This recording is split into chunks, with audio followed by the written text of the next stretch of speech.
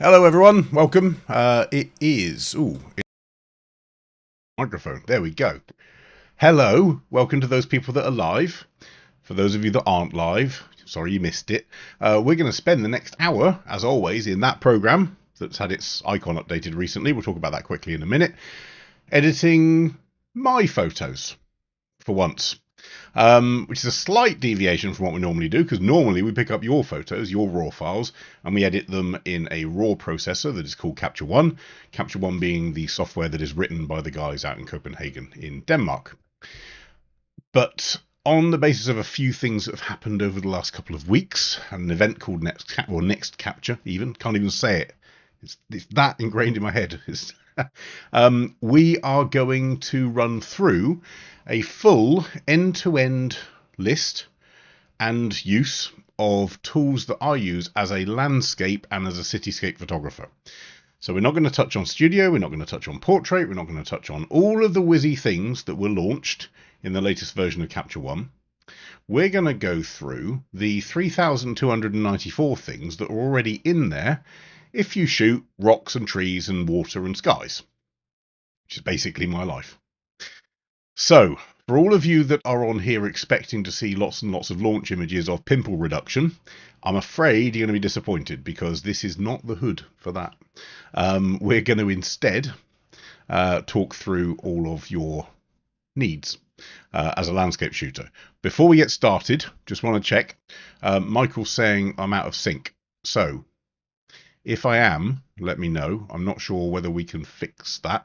Michael, it might be worth restarting your YouTube session. If lots of people think we're out of sync, I might have to restart something. But I'll talk about why that may be relevant in a minute. So, let me know. There's a couple of seconds delay in lives, but we'll see. For all of you that are online today, this is the biggest change you're going to see if you were to download Capture One as of now. The icon has changed. The logo has changed. Everything is all okay. Sorry. Oh, presenting fail. Everything is all okay with the sync. Michael, it's your sync that's the issue, I think. But maybe worth restarting your streams if you're seeing something out of sync, hopefully. So Capture One has changed its logo, obviously. It's changed from the purple circle to a lens reproduction, or a symbol of a lens ring. And that coincides with today's launch, which is 16.6.0. So if you're on a previous version of Capture One, 16.5 point something, or, dare I say it, 16.4, 16.3, 15 point something, 14 point something, your screen is going to look very different to mine. It is your choice whether you upgrade. As most people will know now, there is a bias in the current version, the current release, towards new features which were studio and portrait based. So if you're a studio or portrait shooter, you're going to find lots of new toys in the latest release. If you're not, there's not going to be a huge amount of change for you, and this is where you make the decision. So if you're on a perpetual license, you don't have to upgrade. Up to you. If you're on a subscription, you can upgrade or you can stay where you are. Your choice. I'll talk about software updates in a minute. If you're on an old version, there are different ways you can go, but honestly, no one is forcing any updates, no one's forcing any upgrades. If you don't see value in the features that any software provider offer in a new version, why would you buy it? If a new TV company says, here's the new model, like I said last week, and there's nothing in there that you want, you wouldn't just get rid of your TV for the sake of it. Okay, so Paul and David, new Capture One symbol sort of looks like a copyright symbol. I said the same thing actually, and Paul Bennett is agreeing with you. Yeah, it's been done. There's a whole thing online about what's behind it and the font as well. The font is reminiscent of a lens font and so on. There's a whole theory behind what it stands for and what it symbolizes. I'm not sure it's a bad thing if something in photography represents a copyright symbol. Anyway, different view. So, for normal sessions, just to get this out of the way, all of the exits and life jacket information, this is how to upload your files. You go to poreforlive.wetransfer.com.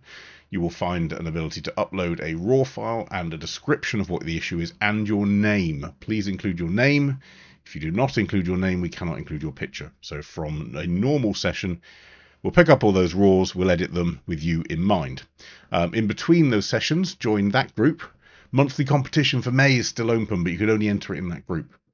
So if you want to get in, it's still wide open. Right. Let's, however, then get into Capture One. Now, I said I'd touch on software just now. I have done something very stupid in theory today, but I thought I'd take a risk. I have updated in one go my operating system, the streaming software we use, which is Ecamm, and I've updated Capture One to the latest version, all of which are effectively 0.0 updates, so the first versions of their current stream. Don't do that.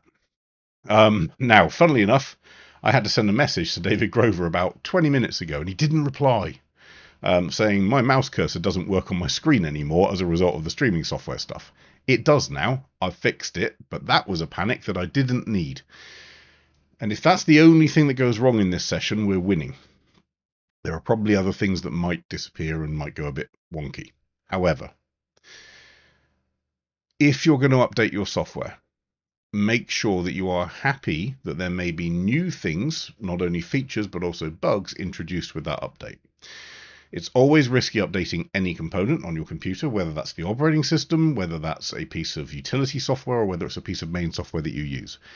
It is possible in environments to dual run applications. You could rename your Capture One application, and then you could load on the new one, and then you could dual run them for a while. It's one of the reasons the beta is called a different name, so it doesn't overwrite the original application. But assume that there may be things that you weren't expecting coming out of the woodwork. Now, that's on an application basis. If you then add on to that a operating system change, which is probably my issue with the mouse, and you add on to that other utility systems and other software changes, like our streaming software, you're going to get weird things happen, and that's just, unfortunately, a fact of modern software life.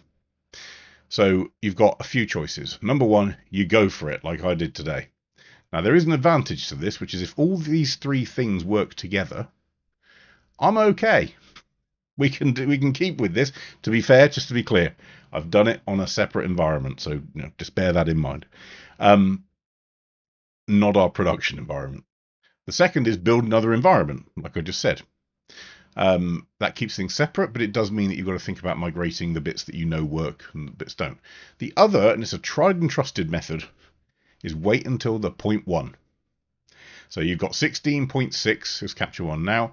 If you are desperate to get using it, absolutely knock yourself out. Go for it. Actually, it's pretty stable. The beta was pretty stable. This is stable as well. I'm actually pretty pleased so far with 16.6's release. But if you are nervous about it, wait until the 0.1, which normally includes any bug fixes.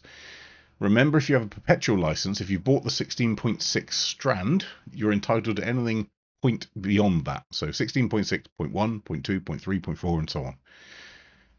So if you're nervous, just hold on. Wait a little bit, and then just make sure that others are comfortable with it before you jump into the pool.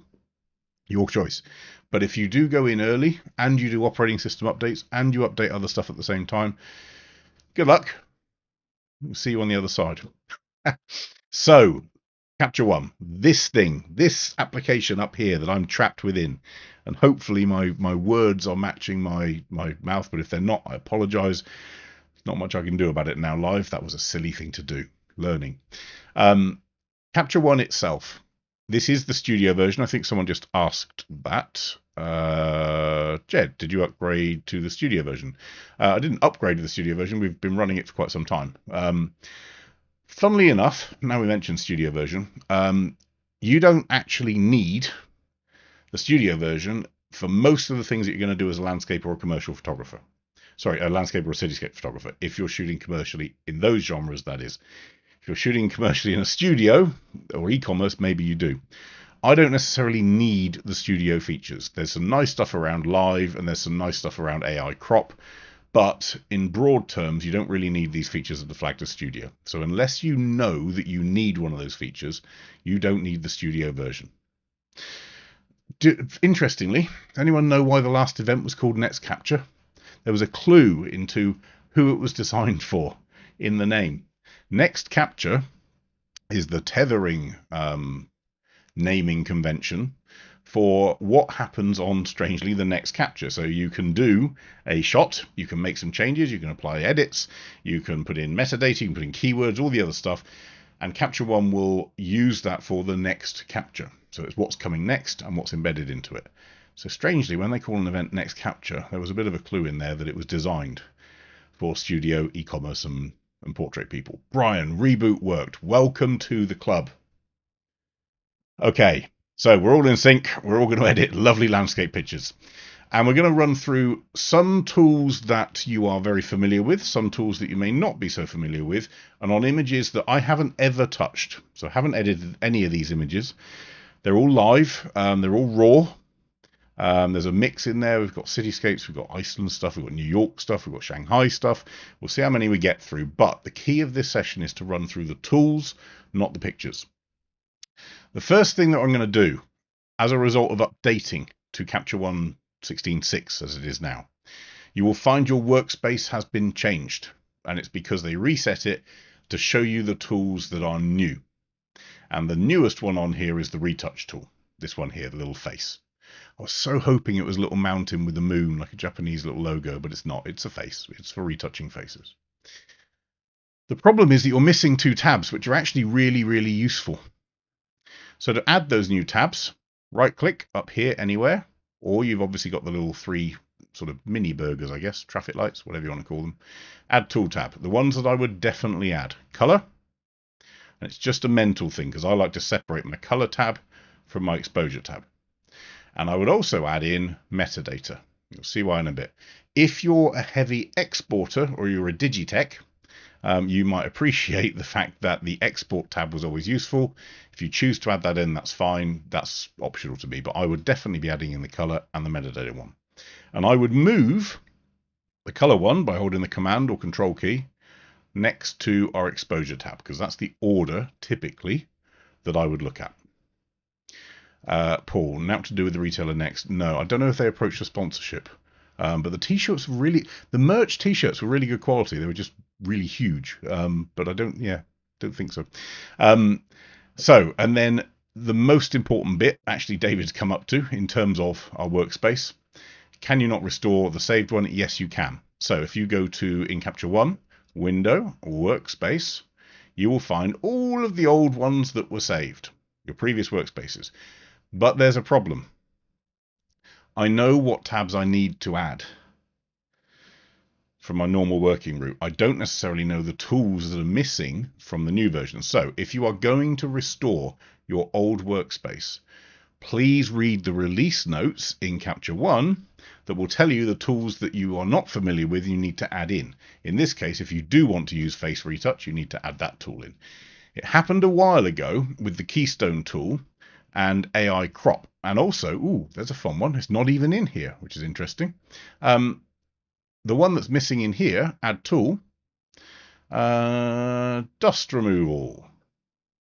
So perfect example, ironically, from their default workspace. It may be because it's actually in the detail tab. Yeah, it is. I always like it personally in the lens tab, but I would always have dust removal there. If I didn't know that that was a tool that I could have there, I wouldn't have added it. So just bear in mind. Okay, so in terms of order of these tools, we're not going to go through catalog and session control in this session. Whole different thing. There are other videos that we've done about it in the past. We'll do another one in the future, but we don't need to worry about it too much now. Our camera tool, so our tethering tab, while we're not necessarily too worried about it, because I don't have a camera connected, typically when I'm using Capture One as a landscape shooter, I'm taking a card and I'm downloading it and so on. It's not often that we would tether. I do. There you'll see pictures around of me on rooftops with laptops and tethered stuff. When you are tethering, this is really useful as a tab. When you're not tethering, less so, because you don't really need it. And especially around things like location, because it's not going to load in a tethered shot. What is useful is the exposure evaluation tool, but again, this is really designed for, I take a shot, I take that evaluation and I make a change to it. If I'm a landscape shooter, well, I've gone out, I've got my files here. If I come back and it's half a stop under, like that example, well, I can't change that. I'm not going to go back out and change it. So The exposure evaluation, while it gives you an indication of what the camera saw in that image, it's not giving us an output. So I kind of don't care. My output comes from my histogram, which should always be visible, along with layers and masks. So this tab we're going to ignore, basically. Our lens tab. So this is probably where I will start every single image, regardless of what the subject matter is. So we will use the crop here. We'll come back to later if we need to. Very rare for me to use AI crop, again, because I don't want the computer or AI deciding what's going to happen for every single crop from that point. If I were doing a series of the same subject, maybe I would, but the reality is, if I was doing a series of the same subject, I'd want different crops. Because it's a series, I don't want the series of the same. So it kind of really doesn't make sense as a landscape shooter to worry about AI crop. Rotation and flip does matter. We'll come on to that in a second. But the first place I'm always going to go to, bar none, and this is always the case, is my lens correction. So this was shot, it's picked up the right lens. So it was a 32mm Rodenstock lens. If it wasn't, it will give you recommended ones here. If you can't find a recommended one, generic is fine. If you don't see the recommended one, but you do see manufacturer profile, that's also fine. That's come from the camera, it's fed into the raw file, Capture One knows what to do with it. You can load on whatever lens profile you would like, but if it's not the right one for your lens, arguably you are better going for generic if your lens doesn't exist than you are just trying to find a close match. Lenses, oh wow, between one lens to the next. Let's take Canon do where are we? 16 to 35. They do an f2.8 and an f4. These two lenses couldn't be more different at the edges. So let's imagine they didn't have the f4 in there and you chose the f2.8. The corrections that Capture One's going to do are going to be wrong. So use the generic profile if you can't find your lens. Chromatic aberration. If you're worried about the quality of your lens, especially around the high fringe points and some of the cyan cast and all that sort of stuff, around the high contrast points, then turn this on. This lens in particular doesn't generally have many issues with it. We'll probably zoom in a bit more later, but this is an ultra wide shot. But if I turn this off and on, I'm not really seeing much CA in there. You'll see it if you do. It's the cyans and the yellows, the bright stuff around a contrast point. If you turn it on, you will see that Capture One effectively grays that stuff out, which is great. Diffraction correction. So there is a myth in here, which is you should turn on diffraction correction the second you're above f8. It depends on your lens, and diffraction correction in theory, especially around soft bits of edges, if I turn this on, it should sharpen it up. If I turn it off, it goes back to what the lens originally saw. Now in this case here, I don't know if you can see on your screen, but there is a tiny sharpening effect on here. But we'll come back to that in a second, because the problem with diffraction correction is we're already into this realm of we're editing the content of the image. Every button I press, every tool I press in Capture One risks the quality of the image. So if I don't need to press a button, I probably won't. This tree here, however, in the middle is giving me a bit of a feeling that it's a bit soft without it, bit sharper with. I'm going to stick with diffraction correction on. If I'm only noticing a lack of sharpness at the edges and not in the middle, if that's the only place you're noticing it, then don't worry about diffraction correction. Use sharpness fall off. It's annoying that this is truncated, but if you hold your mouse over it, it actually says sharpness fall off. This is like a vignette, but for sharpening. So if I were to put this up, let's go, so I've got 200%, I'm being unfair. Let's put this up to the max. So over sharp, I'm sure your eyes are bleeding at the moment, but it's only going to be over sharp at the edge. If I move into the middle, it will have mostly left this alone, you see? So if you've got a lens that's particularly soft at the edges and sharp in the center, then sharpness correction is going to be better than diffraction correction for that fix. Overdo this at your peril, so be careful. And the Rodenstock lenses are particularly sharp to start with. I'm going to put maybe a 20 in there just for that. Hide distorted areas. So if we have our distortion slider in, let's just pull this all the way down. We can see that this is allowing Capture One to fix the barrelness or the goldfish bowl effect of the lens. And it's pin cushioning and it's barreling, and it's based on the profile that is designed by the guys in Copenhagen. Nils, we've watched him physically sit there. He's got this laser grid that goes onto the camera, and he literally makes sure that there's no bending and warping. If there is, this slider set to 100 should, in theory, get it absolutely spot on. If it doesn't, or you don't care, we'll talk about that later, well, you don't need distortion correction, but if you do, and you have this tick on there, it will hide the areas that it's chopping off. Sharpness correction, we've already covered. Light fall off is the equivalent of sharpness correction, or sharpness fall off, but for light. Bear in mind that a vignette is different in Capture One terms to light fall off. Light fall off applies to the whole lens. Let me show you the example. Let's just take this and I'm going to crop it into here. Okay. So let's do a vignette. Elliptic on crop. So in other words, clue is in the name, but on the crop that I've just done, let's put in a vignette. And it's pulled in all four corners. Lovely. I could change this to say circular on crop. Still pulling in all four corners. I can just say circular, it's just off your screen. But that circular one is literally going to give me a circle around the entire image. But it's just a circle. There's nothing clever or smart with it. It's literally a circle. Whereas, in fact, let me just pull this screen up so you can see it a little bit clearer, just in case we're missing anything. Right.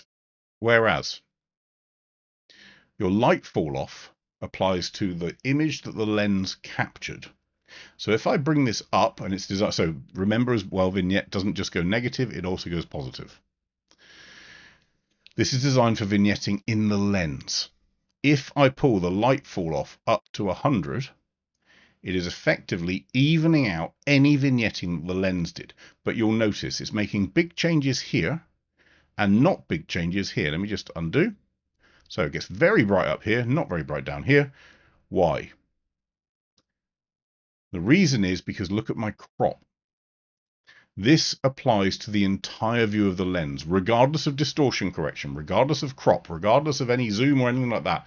It's applying equally to the edges, as if it were the full frame lens. Let me just let's just actually reset that crop. So these are my distorted areas that it's hiding.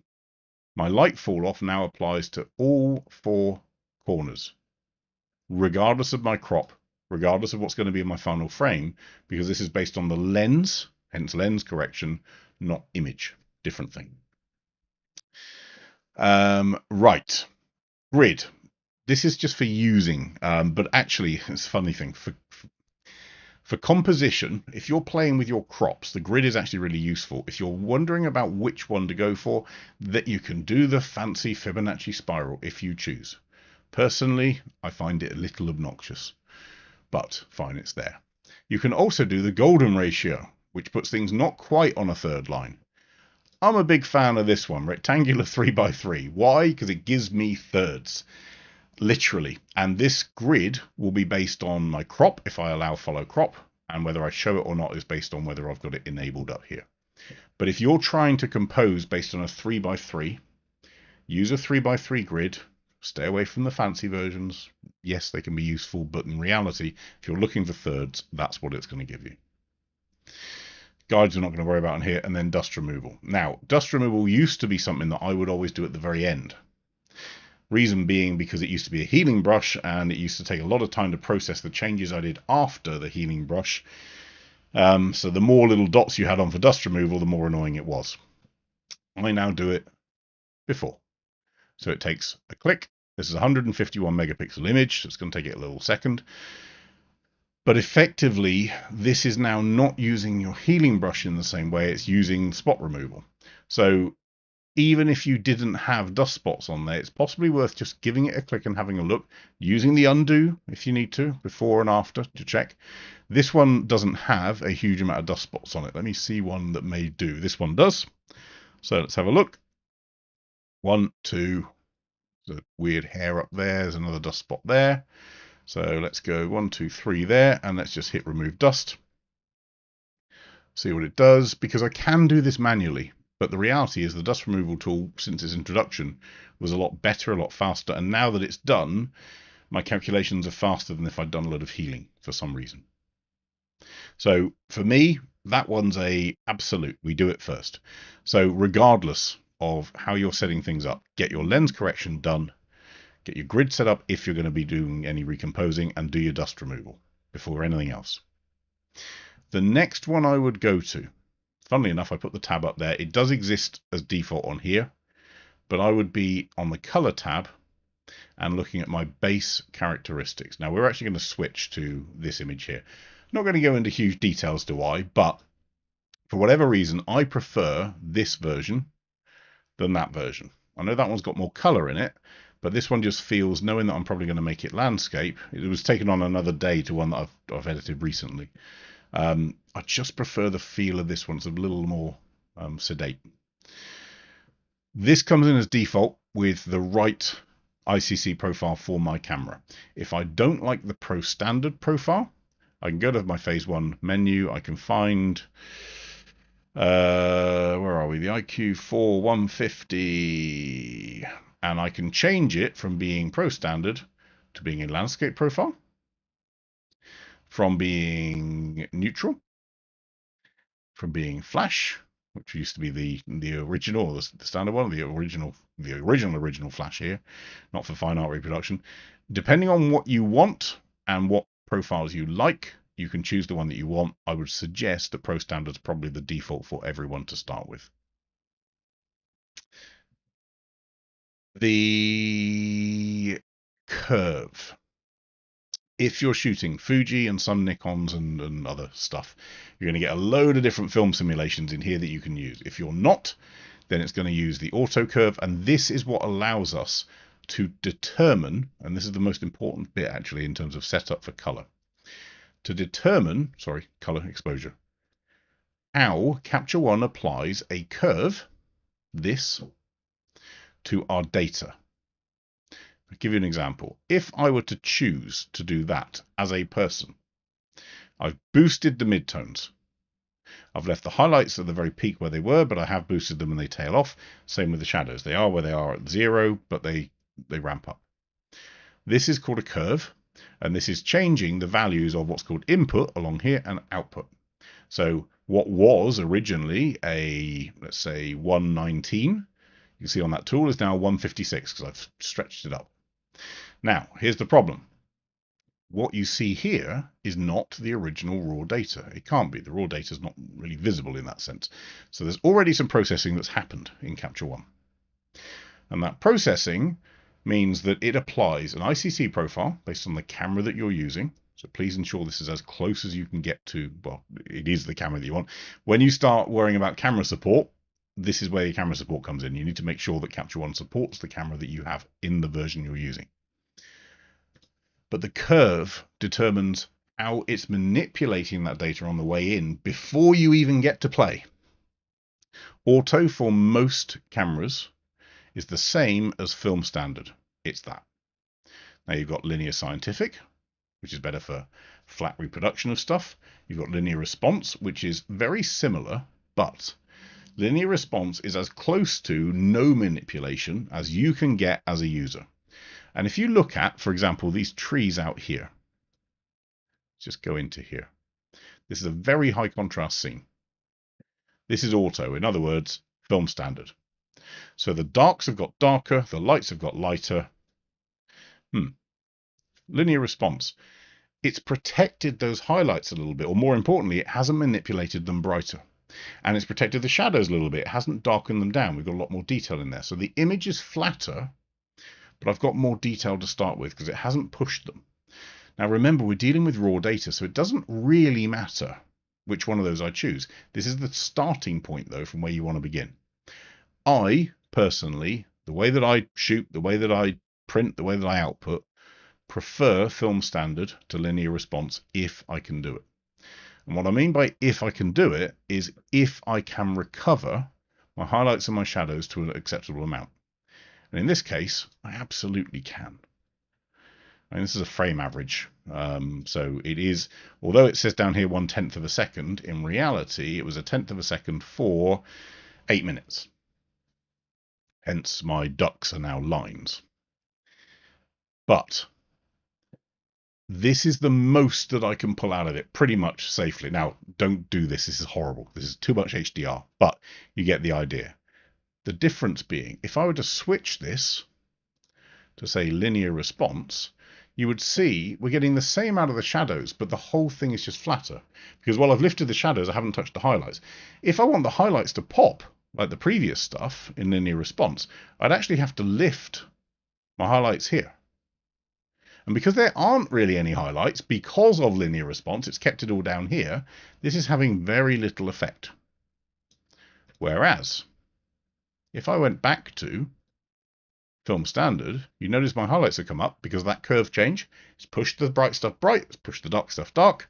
So now when I go into my HDR slider, if I were to push up highlights, the sky changes significantly, and down significantly too. So I can do linear response and add in contrast, or I can do film standard and reduce contrast, in other words, recover shadows and recover highlights. For my style of shooting, I would normally start from film standard or auto, for want of a better way of putting it, because that's what happens when you choose auto. And I would use these to recover, because I like contrast, but that's a personal choice. Jeff, why does it differentiate between dust and spot? I don't know the why, but it does. You can choose down here, remove dust, remove spot. A spot could be something on the, could it be something on the lens? I'm not sure. But I've never touched this one, left it as remove dust. That seems to work on most of my sensor issues, so I would leave it as that, to be honest. Tim, if you want to know if you have a blown out highlight in your RAW, you should select linear response and look at the exposure evaluation tool. It's an option, yes. To be honest, I wouldn't do that, though. I think there's an easier way. Telling you all that stuff, and I didn't change my lens correction stuff on here. So let's get that done. I'm going to actually leave a little bit of a vignette on the lens and do a quick remove dust. Okay, so Tim, to your question, I would personally do it a different way. If I had a suspicion, I'm going to fake it, but if I had a suspicion that I had some stuff that was blown out, number one, I would put on my exposure warning. Number two, I would pull down my exposure until the point at which there is no exposure warning, and I would see if the data is usable. Same for shadows. So I could make these shadows completely underexposed. I don't think actually they will. No, they go down to 3, but never 0. I would pull this up until the point that I saw detail and have a look, make sure it's not too noisy. A lot of this stuff is done by eye. Stop looking for the scientific absolute binary answer with some of this stuff. So when it comes to, if the question is, have you got a blown out highlight? There is a binary answer with your exposure warning 255. Beyond that, it's blown out. But if you can recover it, what's the problem? And that's knowing your camera, and that's knowing the tools. So that's playing with, maybe you pull in the highlights in here. Maybe you're pulling in some of the curve. Maybe you're pulling in some levels. Maybe you're reducing exposure a little bit. It could be any one of those things. But the answer of, have I still got detail in a blown out area, is coming from your eyes, not a chart.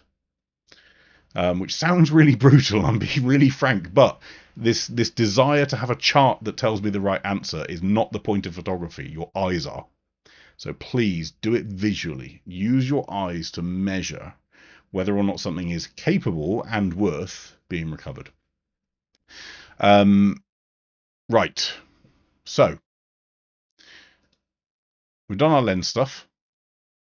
We've done our base characteristics. Next up, white balance.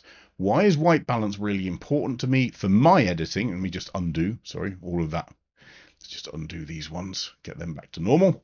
So you can see actually in here, when this was taken at 0, there's a little exposure warning. Right here, my red channel, 255, is clipped.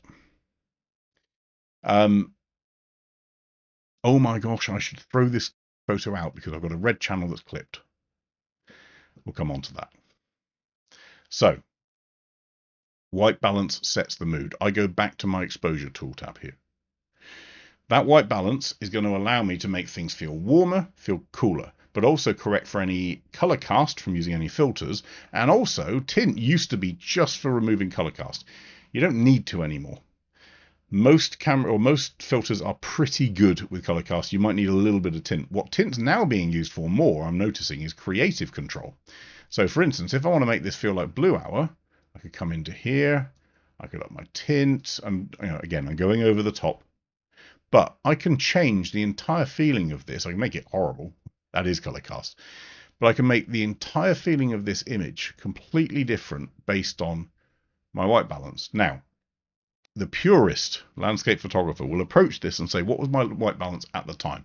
If you shot this with a white card, well done you, because you'd be able to reference it. I do most of this by eye. And there's a reason I haven't cropped yet, because I might want to reference something that's maybe out of crop for now. So let's say I'm kind of happy with this. I'd like it to be maybe a little warmer. That was our shot, so 5,500. I'm just going to warm it up a touch. But as I get warmer, it's also shifted to be greener. I don't like that, so I'm going to just shift this up a little bit away from there, and I get there. So before, after, before, after. So I've just removed some of the deep blue that was in there, and this is about tone. It's not about color grading. You don't color grade with your white balance tool. You set the tone of the image with the white balance tool. That's what it's for. And yes, Paul, if it looks right, it's right. And that's if 4 of us looked at the same image, we would all 4 process it completely different. And that's the point. It's got to look right for you. It's your feeling on it. So I've got a white balance set. I've got my base characteristics set. I now have, as near as I can get, a optimized image in RAW out of the camera. I'm now going to crop. Now, depending on when you ask me and on what subject, sometimes I'll say crop first, sometimes I'll say crop last. It genuinely depends on the subject type. If there is an obvious thing to crop out, personally, I would get rid of it because I don't want to be distracted by the obvious. This has got too much sky up here. And I'm actually not sure whether I'm going to go 2x1 or 2x3. Let's go for a 2x1 first and see. I'm not a big fan, as you guys know, of distractions in the foreground. However, we'll go with it for this one. Now, bad me, I'm putting this almost middle, which should never be done in composition, right? Now, what it has left as a result, and one of the other things with cropping like this, is I can see the issues I have at the edge of the frame. This is all fine. This leads in. But this, where is it? Here, not so much. So I'm going to make a note of it. Note tool up here. This notes tool is one of the most useful things that you can have in Capture One. And if you set it to not always display, so in other words, it only comes up when you're in the notes tool and it disappears later, you can use the notes tool to make retouch marks or comments or notes on your picture to come back to later. So if I've got an issue down here that I might forget later, I'll just do a little circle in there. Why? Because I want to do the global stuff first before I get into healing. So globally, let's look at what we can do with this picture. It has some deep shadows. It also has some peaky highlights. We saw that in the exposure warning. So first off, I want to protect them a little bit. So let's just pull down highlights a touch, just to really protect that bit up there. And let's just drop this up here. Your histogram as a landscape photographer is the most important tool that you can use as a reference other than the picture itself. Picture itself first, always. But that histogram is telling you when I go to output it, this stuff is crushed, this stuff is going to be paper white. I want everything, if I can, within the visible histogram. HDR images aside. Now, I'm working at the moment on the image layer. This is personal. It's kind of lazy, but I like doing it this way. I do it, the big global stuff on the image layer, and then I move it up a layer. Don't know why. That's just my way of doing it. So shadows, we're going to lift a touch. Now I could just focus on black, which is just going to focus on this stuff out here. If ever you want to know which parts of the image sit in highlights and which bits sit in shadows and which bits sit in black, move your mouse over it and the histogram will tell you. If it is in this bottom tiny 5%, it's in the black area. It's this slider, black. If it's in this area here, this bottom third, 25%-ish, it's a shadow. Shadows also includes black. If it's in this area here, the top 25%, it's a highlight. This one. Which also include whites. And if it is in the very, very top area, probably won't be able to find it now. Of course I won't. I can't quite get there. If it was up here in the histogram, then my white slider is where I want to recover. So this is all about your choice of sliders, where everything you go, or where you're going to take everything. So I'm going to lift up shadows a little bit because it's a bit more organic than lifting blacks. When I lift up black, use a tiny bit of black. Don't push it too far. White, I could recover, but all that's going to do is dumb down the sky. Okay.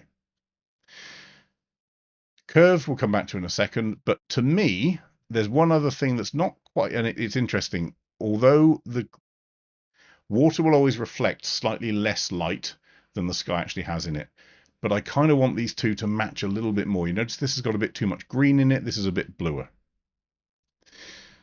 So for me, personally, I would want to take this sky into a slightly different place with its white balance, which is a little weird, a little off, I'll grant you that. But let's use our AI brush. And this came up the other day. Why isn't there a sky brush in Capture One? Well, maybe there will be at some point in the future, but right now I find I kind of don't need one. There is my AI brush, which has grabbed most stuff, but it hasn't got like these areas between the trees. Now I could, if I wanted to, go back to my brush. You notice it's created a mask. And I could try and find all these little areas, and it's going to be a bit painful. Or I could go to my magic brush. Make sure you don't have this, disabled, because I want to go everywhere. And I'm going to set my tolerance really low, bit of a soft edge, and click in between the trees. It's going to calculate it, bit of magic. And it's going to get the entire area in the trees, but it's also going to get some extra stuff that I don't want. The extra stuff, grayscale mask, Option and M on your keyboard, or Alt and M, or click up here, display grayscale mask. How easy is this to get rid of? Eraser, normal eraser. Gone. I now have a pretty perfect sky mask with maybe some little imperfections around this tree. But if I don't like that, go to Refine, add in a bit of refining around it until that goes away. And I now have what I would consider a pretty perfect mask around there. If I don't like this stuff in here, let's go into there. Prasad, we're going to get to your point in a second. And I've got it there. Now, here's the weird bit with landscape photographers. We all want this magic sky brush. I've played with the tools of magic sky brushes, and 9.9 times out of 10, once it's selected the sky, I've got to mess with it. And actually, I would never want to use a tool that I don't check afterwards. So that little bit there about just erasing the bits that it grabbed extra, why is that a problem if you're a landscape photographer? You should be checking your masks. You should be going in and making sure the details are correct. If you're expecting to click a button, it's got the sky, and then ramp it up, put your camera down. Honestly. Because this is about your craft. This is about what you're creating. This is about you allowing people to see what you saw. And that's in detail. That's intricate. So I've got a mask here of my sky. I could now increase a little bit of saturation, reduce my white balance a little bit just for the sky, and also shift that tint just to get rid of the green. And you'll see if I turn it off, yellowy green, on, bit more bluey red. So we're just evening these up. To Prasad's point, there is another way of doing this, but be careful with the rectangular linear mask. One of the problems that a lot of people have with a gradient mask is that it covers the stuff they don't want. It doesn't quite cover everything. I'll give you an example. Gradient tool here. Let me click on there. This actually mimics what most grad filters do in real life, right? But there's a problem. While it's been sympathetic around the trees, and absolutely, so to press out point, let's go to Luma range, keep everything in the sky, and lose the trees. Great. Only it's not great, because 100% of the mask is applying up here. 20% of the mask is applying down here. I want the whole of the sky to be masked. So this thing about using a rectangular graduate filter and whatever, and then Luma range and so on, the problem with grad filters is that they are grad filters. And one of the problems in the field with a grad filter is often you get this light strip at the bottom where you didn't want to darken the trees, but also that means you're not darkening the sky. There's no need to replicate the problems in the field with software. So in the two masks here, between this one, which is a linear graduated filter, versus this one, which is an AI mask with a bit of magic brush and a bit of erasing, I'll tell you which one I'm going for. It ain't that one. Delete. Right, so I now have a mask, and Prasad completely disagree. AI brush is not yet there to handle or subject with intricate details. Couldn't agree or disagree more, sorry. What I would agree with is in between trees and things like that, it has a problem with backgrounds.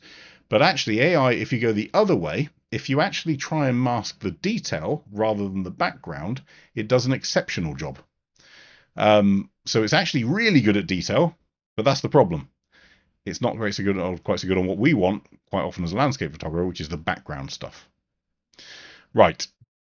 So I have this in there. Let's go back to my global stuff, and that was just a bit of an aside. So always do that sort of stuff, selective stuff on a separate layer.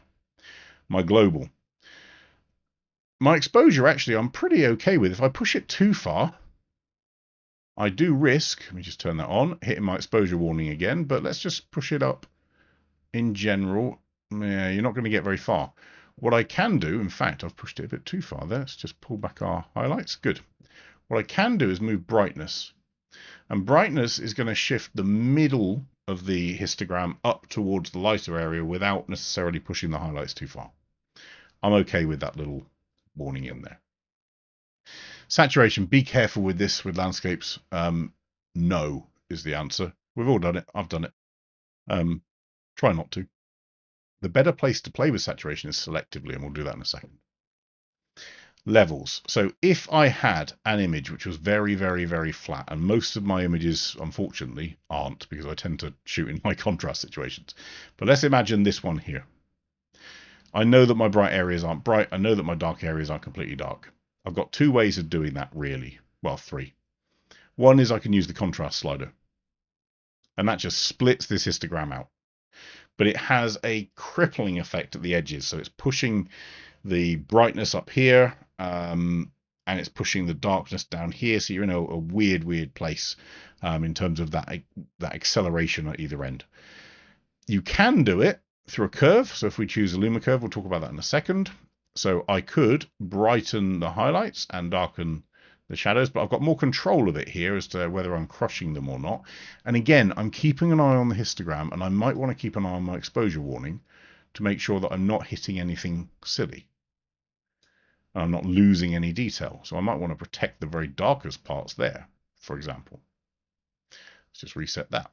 The other way is I just pull my levels tool along. And what that's doing is it's stretching this histogram up here from being all clumped in the middle with no data up here, and it's stretching it here. The same would apply in shadows. I can fake this a second for you. So if this was all too bright and I didn't have much in the way of shadows, well, I can pull in my levels to give me that depth and contrast, and having the shadow exposure warning enabled helps me make sure that nothing's 0, 0, 0. But in this case, on this image, I'm not too fussed. We've got a pretty good spread. I wouldn't move that too much. We're not going to use levels. I could use a curve. The difference between a Luma curve and an RGB curve, we've covered it quite a few times, but this is going to push everything up without changing perceived, very important, saturation. So it's going to brighten the brighter tones. It's as if this thing was in black and white and it's just adjusting the luminosity values, hence luma curve. And that's great because it doesn't change colors, it doesn't shift colors. But in a lot of landscapes, especially at golden hour, we want it to give us a little bit of a boost in those highlights and a boost in the shadows. So actually using the RGB curve, you'll notice, don't do it too far, it will give you a little bit of a pop. So you can use the RGB curve out of choice to do that. Now, perfect time for Jeff. Why didn't you do levels before starting the edit? The reason is because I'm constantly doing levels. And actually, you might want to do levels last. Because the problem is, for example, let's imagine on this shot down here, where was it? Where was the one that I played with? That one there. So I make this change to my levels. No overexposure warning. Good. Okay. So then let's put in a bit of contrast. Yes, love that. Maybe a bit of brightness, maybe a bit of a curve. Let's put in a bit of a curve as well. So, yeah, okay, nice. I've got exposure warnings now. Look what's happened. My movement in here to that level is now clipping because the other things I just did have pushed my data outside of levels, outside of that 255 range. So absolutely do levels at the beginning if you want, do levels in the middle if you want, but keep an eye on your levels because any other tool that I use can push those levels out of scope or not. Color balance. So when I said we are not using white balance to grade, you're using white balance for mood, tone, feel. You're using color balance to grade. And that means that, for example, again on my global layer, I can push my shadows to be cooler, more blue. I can push my highlights to be warmer, and this is a pretty familiar grade that we do. Midtones, well, it's in this case here, it's going to be the bulk of my color, but it's going to give me a very overall sort of feel to this shot. So if I want to go to maybe just slightly pink up there, okay, good. Again, choice, it's purely choice. Brian, do I ever use auto levels? No. Because the auto levels is doing what I can do visually, but it also becomes a weird thing where I forget that I need to keep an eye on it. Francois, would it not be artistic to push the orange color in the clouds a little bit? Maybe. Maybe. So my changes on my image layer, in fact, there's a couple of other things as well. Clarity. We're not going to go into black and white in this session. We've done a whole dedicated thing on black and white. Clarity. If I've got a high contrast image, I can't push contrast too much. If I do, in a landscape, you're going to get this weird peaking and dropping. You're going to get exposure warnings for overexposed, underexposed, because it's doing that thing where it's pulling apart the histogram, pushing the bright parts brighter, the dark parts darker. But clarity, let's just get rid of that annoying one there. We're going to come back to levels in a second. Clarity gives me a mid-tone adjustment. And if I want to separate out parts on here with contrast that are generally grey, that's where clarity comes in. So without and with. What it will also do is give you a nice little pop in the sky. And if you really want to give it a pop, to Francois's point, change natural to punch. Don't push it too far. But you'll see a difference. So this is natural. Kind of flat now, look, right? This is punch. So it's a bit like the whole luma curve versus RGB curve. Punch is giving you a bit more color as well as contrast, whereas natural is giving you just contrast pretty much in those midtones. Structure, if I was worried about some sharpening, but in here, if I push structure too much, it's just going to look horrible like that. So don't do that. But structure is going to give me, if you think about a tree, contrast, tree versus sky. Clarity, leaves and branches on the tree. Structure, the veins on the leaves. Think about it in those sort of terms. Dehaze I don't have to worry about in here, but if you have a particularly hazy image, even something like this on a long exposure, your dehaze tool is just going to give you that crisp crunch, and if I choose the right shadow tone, if we look at before to after, it can really add some mood. It's getting rid of any fogginess and mistiness and haze, hence the name. Okay, so I've got an okay shot here. I feel that I've got some things to do with it and finish it off. So first thing, I'm okay with my global adjustments here. I've made a tiny little curve change, no real levels change. I might even want to change my output so it's not quite so bright on the levels. Remember, I can use the top part for output, not just the bottom part for input. This controls almost pulling it in, whereas this controls stretching it out. Bottom for stretching, top for pulling. If I wanted to, forgot one other, color editor. It's because normally I do my color editing on the color tab. In fact, that's what we're going to do. We're going to do it properly.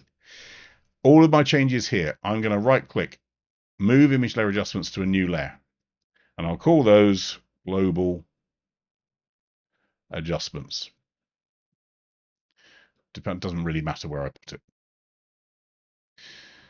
I've now got my global adjustments layer. That's what I do. There's no reason for it. There's no logic for it. You can create a new filled layer and call it global adjustments and do all those adjustments first if you so choose. New layer for me, top grad, because I want to balance this shot. This is where a graduated filter is useful. Click, hold the shift key to keep it straight. And in fact, it goes in 45-degree increments. If you let go of the shift key, it's flexible. Hold the shift key on, it's in increments. I want to stop the effect of this grad filter before it hits the trees. So I'm starting it here, 50% here, 100% here, sorry, 0% down there. And with this, I'm going to pull down my exposure. Now, when I pull down exposure on a landscape shot, typically it's also bringing down a bit of saturation perceived. So I'm going to pull up a touch of saturation. And that just makes my eye go towards the middle. So we've got 3 masks on here, actually, if you think about it. You've got a global adjustments layer, which is everything. It's a filled mask. We've got an AI magic brush layer with some refine in there for the sky in general. And we've got a graduated filter, which is like you'd use on camera to pull in the focus into the bright part. Color tab. And the reason that I've got all of these on different layers is because I now may want to play with a different area of the image completely. And I do. So I want to choose my tree line. So new layer always.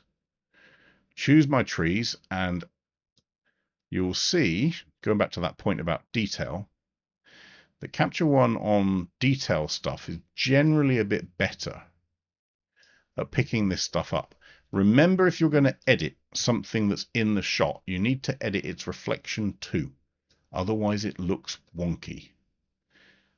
So always remember that. It's one of the telltale signs that you've edited something wrong, is if you start seeing that someone's forgotten the reflection of whatever it was they'd edited. Okay. Herb, on the AI mask layer, can we use the haze tool in the sky and see the effect? Yes, we can. Let's just go to there a second, turn my mask off, back to my exposure tab.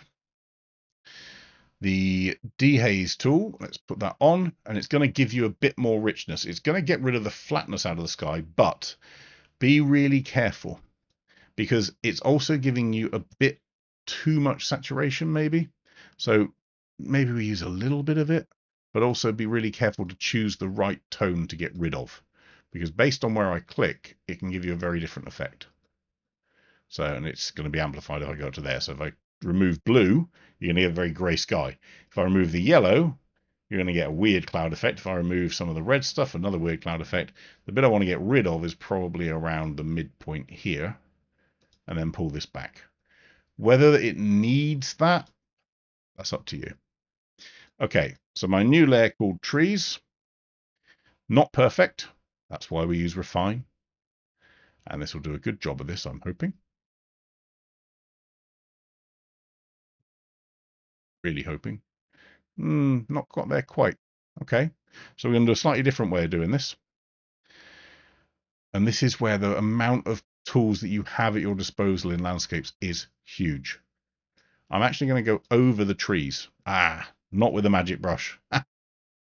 With a normal brush. That's why it was a bit weird. I'm going over the trees, over the sky, over everything. This is where we can mix some of what Prasad was talking about with the rest of the tools in Capture One. So I've been very, very loose there. Luma range. I want everything that is in the whole scale to start with, and then I'm going to pull this down until I stop seeing the things that I don't want included. This is a problem down here because it's very similar. That's getting better. And now we're going to add a touch of fall off so it's a bit more subtle. Don't worry about this down here. I'm making sure I've got my trees and all that stuff. Okay, hit apply. Now I've got a luma range.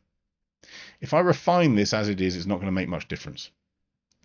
I first need to rasterize it, and that gives me the ability to now compound effects of masks on top. I'm also aware of the time. We said this would be an hour. I'm going to continue for about 10-15 minutes. Those of you that need to go away and do dinner and weird stuff like that, or Alan who needs to sleep in Australia, up to you, but we'll try and get this done. Right, refine mask. I can only have refine mask work properly if I've rasterized the mask. If I refine a mask that has a luma range applied to it, the luma range will continue to apply to the refined version of that mask. So I'm going to hit apply. I don't like this bit down here that's caught it. So we're going to use a magic eraser. I'm going to turn off entire photo because I want it to be quite local and just get rid of these bits. Once it's got rid of these bits, remember I can always refine, refine, and refine again.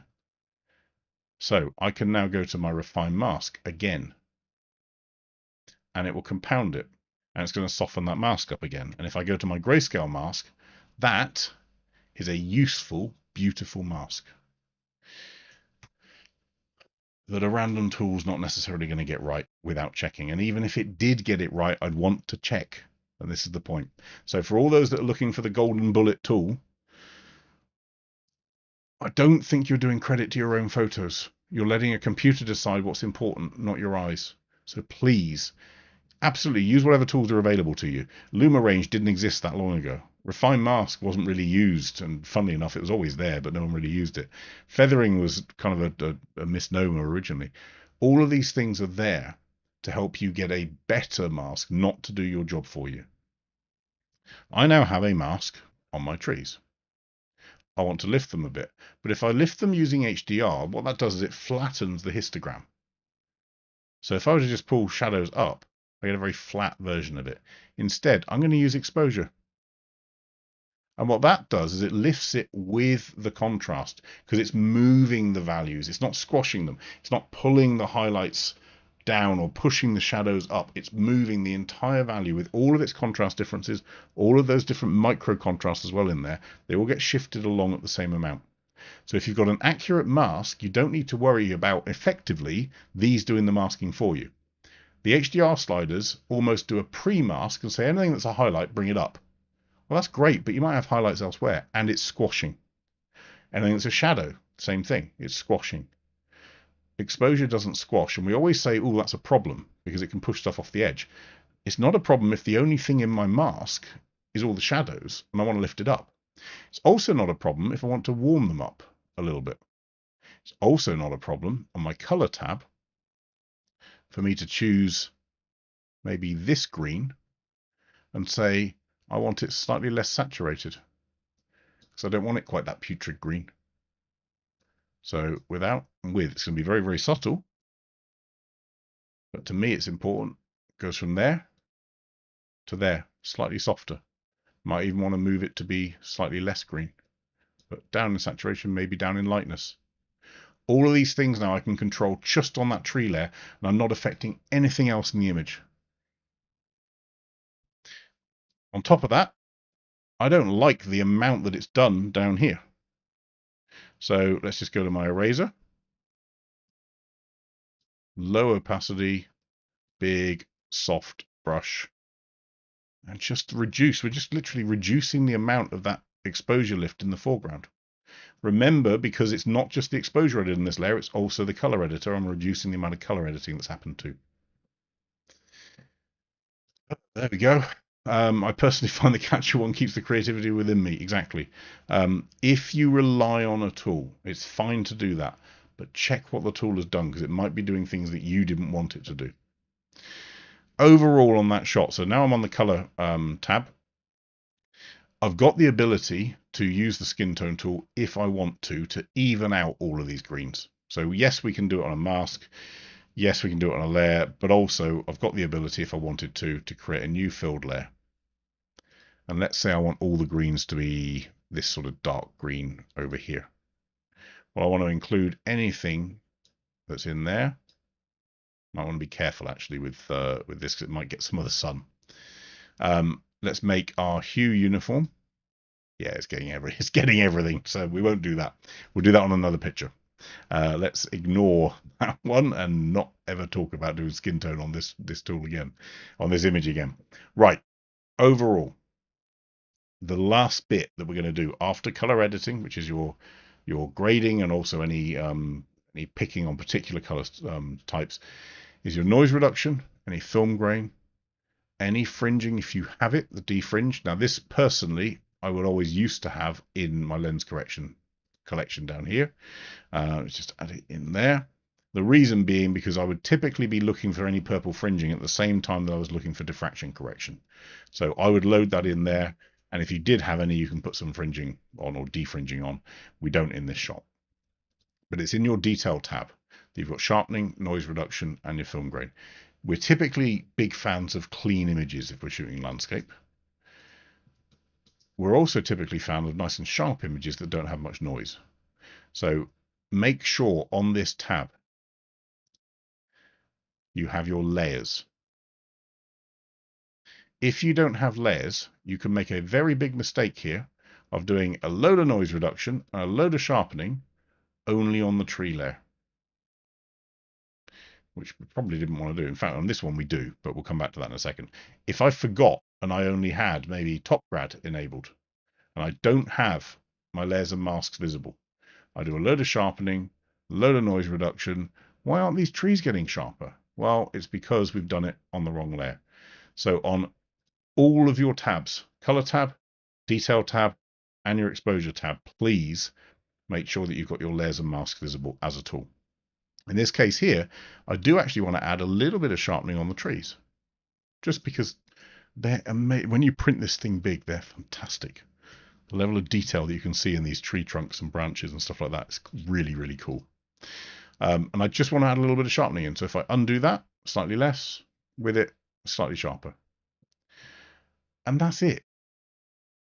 We're not going to talk about print today, but we've just gone through effectively all those tools that are really important to us as landscape people and how not to ruin your picture with them. If I go from before to after, yeah, there's a different tone to it. Yeah, it's lighter for sure. It's brighter. This is an extremely high contrast shot. But what we've done here basically is actually tone it differently, make it feel warmer, pinker, cooler, whatever you want to happen. Francois, basic denoising, is it good enough? It is for basic stuff. What I would suggest is if you're shooting specifically a high noise image, ISO 1600 and above on most cameras, you might want to use a separate denoise tool. But for most images and most prints, I'm going to say that actually the basic amount of denoise that you would use in the noise reduction tab here is okay. I want it better. I personally want it better, but we don't always get what we want straight away. Going back to my color tab here for my white balance or my exposure tab, because my white balance is also there. Looking at it now on my global adjustments, maybe I don't want it quite so blue. So maybe we're going to make the global change in there. I also don't want quite so much green in this sky. So I'm actually going to go to my color editor on the global adjustments. This is risky. Let me just pick on that in there. And it's this yellowish color here. And I'm going to change that. And this is really powerful in Capture One. I can change the tone of this color that I've picked to be more red or more green. So if ever you see green on the horizon, which is quite normal actually, it's a weird thing that happens with, especially at golden hour. Sometimes you see a bit of green on the horizon. You can fix it with tint, but the problem with tint is it's going to shift everything. So instead, just pick on what actually turns out not to be green. It's almost this yellow color. And with that yellow color, we're just going to shift it to be a little more orange. We can also pull down its saturation a little bit too. And that actually has a big effect on how green that horizon looks. Yes, to Steve. One thing I did forget, I was just conscious of time, was my annotation. So, the reason we'd have gone through those annotations, let's also have a look at Imagine, for example. In the tree over here, I had seen a bear doing something in the woods. I would have annotated it. When I'm on the annotate tool, my circles from before appear. When I'm not on the annotate tool, they don't. So let's go into here, and if you remember, I wanted to heal these out. Healing brush, and this is one of the most powerful things in Capture One now. It didn't used to be. It used to be not very good. One thing that I see a lot of people, and someone asked the question earlier. There you go. Every day's a learning day. Yes, you can do sharpening and noise reduction on a specific layer. You can do noise reduction just on your subject and leave everything else as it were, or vice versa. You can do the same with sharpness. The only global ones are black and white, film grain, and vignette. They go globally. Right. This one down here. It was asked earlier about the crop. The problem with putting a crop is if Capture One's automatic healing brush tool is using something out of frame, how do you get to it? The answer is don't use its automatic healing brush tool. Please stop doing it. See it all the time. You are in control of your picture. Choose the source. Choose the destination. Yes, it will do it automatically. It was a wonderful, lovely gimmick feature that it would automatically find the best spot to come from. And I would argue that 9 times out of 10 it is not the best spot, unfortunately. Also, I would argue that I want control over where what I'm replacing this area with comes from.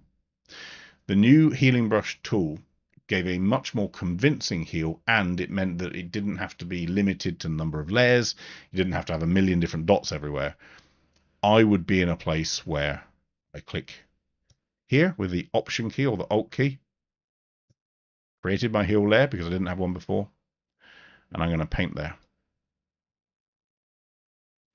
And I'm going to click here, and I'm going to paint there.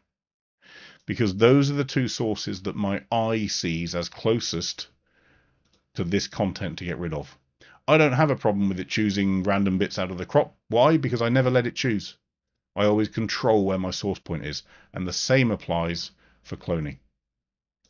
You take control of this. Don't let the program do it.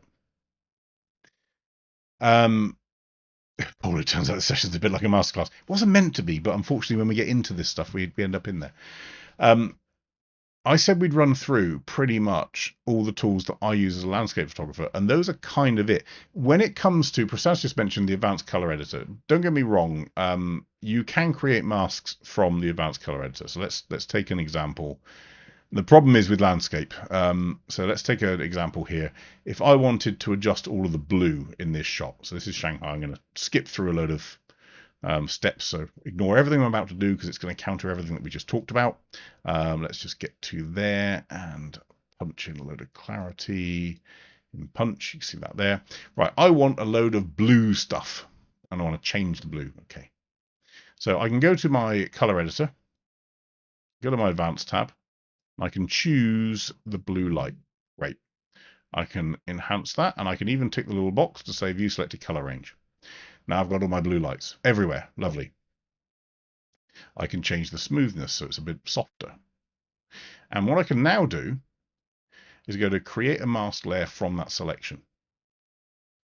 And Capture One is now taking this triangle and it's giving me a layer of all the stuff that was blue.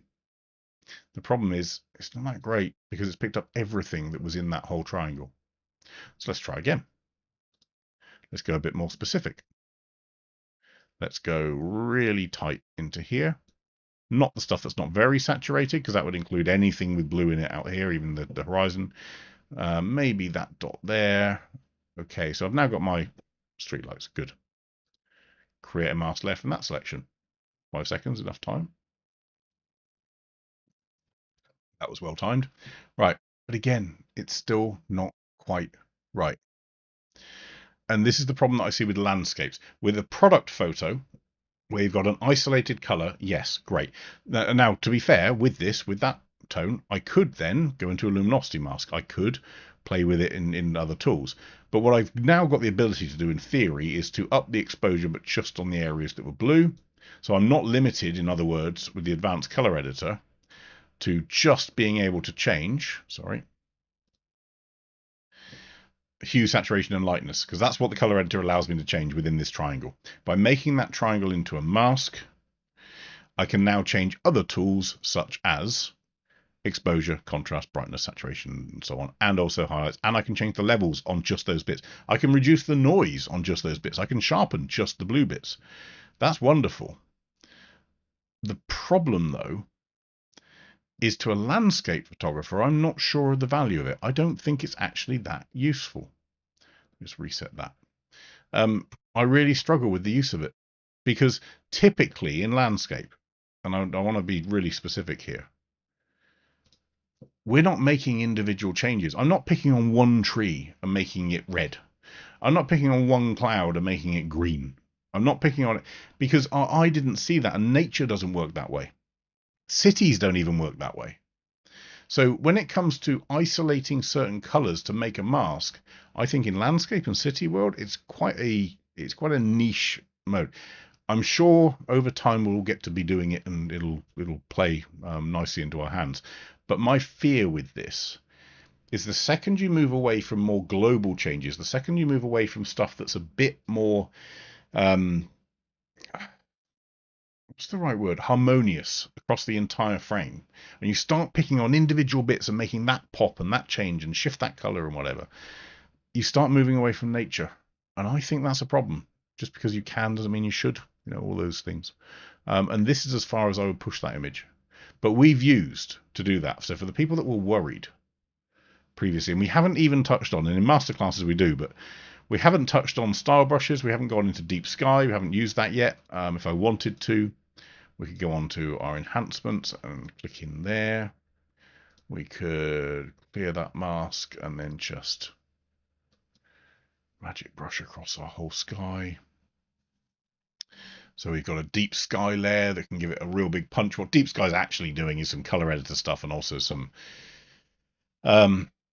stuff around clarity. But we can go into this for millions of layers and levels. The reality is, while 16.6 gave everyone new tools for portrait, the retouch function is fantastic. We played with it in last week's live of the beta. We'll play with it in future whenever we see people. But the tools that you've got at your disposal as a landscape photographer, as someone that edits their images with intent and carefully, are better than any other tool that I use. And I use them all. Just to be clear, my software bill is huge. I know what the other tools are capable of, and they do some fantastic stuff for control and for absolute detailed precision when it comes to making changes that need to be made and not making changes that don't. I can't beat this one. That's why we're in Capture One for landscapes, because yes, you didn't get a fancy new button with a person on it, but you've had all of these for decades and they're still just as good as they always were. Skin tone tool, if we really want to pick on it, Paul, is the limit of layers an issue for you? Yes, it can be. I need it more than 16. Over the next few weeks, we'll go into some of these other ones because some of these are particularly tricky edits. So we'll go back to editing your images, but now we've gone through the tools. But yes, over the next few weeks, we will cover some others. When it comes to the skin tone tool, do I have a perfect example here? I probably don't. Let's imagine, again, don't do this, but let's imagine that I wanted to make all of this stone the same color. So skin tone tool, obviously a portrait tool. Here we go. We're doing layers first for those that wanted to. But I also might want to just pull back my highlights and also put a bit of saturation in there. Great. But I don't like how uneven these rocks are. So skin tone. Let's choose the tone that I want. And I want about this middle tone here. In fact, I'm just going to create a new filled layer just to do this. Just in there, that color. And I'm going to spread this all around that whole arc and say, don't change that color. I'm happy with that. But everything else that's included in that arc now start to make more uniform. Lightness, the saturation, the hue. Now, because it's a filled layer, it has also picked up the sky, but that's okay. We have an AI eraser and we have a magic brush eraser. Let's just double check that it's got the little top on there. It did a good job. Look at that, AI doing a good job. And I've now got there to there. So not only has it been lifted because I've made everything as light as that was, but its saturation and its hue are all mimicked. I could leave it actually down there. But you can see in landscape terms it is possible to change the sky, to change rocks, to change grass. If you've got grass that's got some yellow bits in, some deep grass, green bits, some normal color bits, select the whole of the grass, use the skin tone tool, choose your target, make any changes to it. That's what the amount is for. And then choose how uniform you want anything in this entire wedge to match. This basically means anything within this color range, so anything from red all the way to green, is all going to get more and more closely aligned to that one there. And if I turn that off and on, you can see the effect it's having. So even the skin tone tool in landscape terms is actually useful. Your lens corrections, essential. The exposure tab, set your tone and your mood with white balance. That's what it's for. Do your color grading on the color tab with the color editor and your color balance tool as well. These two are the color grade. Set your curve based on what you like, your preference, your style. Is it high contrast, low contrast? Is it risky? Do you need to recover stuff? Use levels constantly. Use your exposure warning constantly. If you make changes to a color and you push its saturation up, you might want to adjust the levels to accommodate for it. Remember that levels go two ways. You don't have to just expand your histogram. You can also contract it. And that will protect you from exposure warnings. And then finally, all that work we've done on getting our lens nice and clean. And you notice we use only a tiny bit of clarity, really. Tiny bit of structure, a little bit of dehaze. These were overused for a long time. Do it in the proper tools. But a little bit of vignette goes a long way on a landscape shot. There we go. So I said we'd run through all the tools. I think that's most of them. There are probably some that we don't necessarily touch, but that's because I don't necessarily touch them. And that's just me. So bear in mind, this is the way that I would approach that picture and the tools that we use. But there are hundreds of tools in Capture One that you're using day in, day out as a landscape or a cityscape or an architectural photographer. And we just forget because they just work. We don't need the little smiley face thing for a rock or for a tree. I don't need to retouch a lake. I just need to heal out some dust spots and to make it pop a little bit. And I've always been able to do that. And that's the beauty of it. So there we go. We're over time today. Sorry for everyone that had kids to pick up. They'll be fine. If you want more of that sort of stuff, it's all in there in those masterclasses. There's loads of different versions, and there's going to be another one coming out, actually, I think next month is the plan, with a slightly different twist on what we normally do for masterclasses. For those of you that want to enter the competition, do it quick. You've got a few days. We've got a week or so left to do that. On Facebook, upload your files ready for next week's session, next Tuesday, same time, same place, but with your images, not mine. And we'll go through a lot more than just one because we're not going to touch every tool. So that's the 27th of May, I think. But between now and then, look after yourselves. We'll see you there. Cheers. Bye-bye.